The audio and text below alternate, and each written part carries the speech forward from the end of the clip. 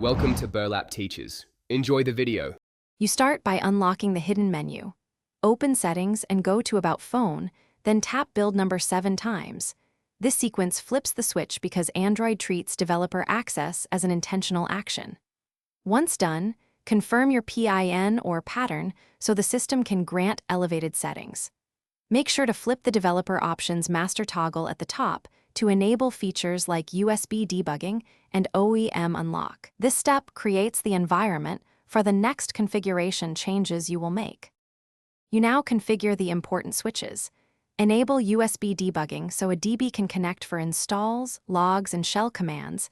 This is necessary for most development tasks. If you plan to flash or unlock the bootloader, enable OEM unlocking, but only do this when you understand the warranty and security implications.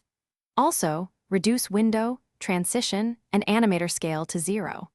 5x to speed up UI iteration. These tweaks shave time during testing and make app cycles feel more responsive. You finish by validating connections. Connect via USB and approve the computer prompt, then run a DB devices to confirm authorization.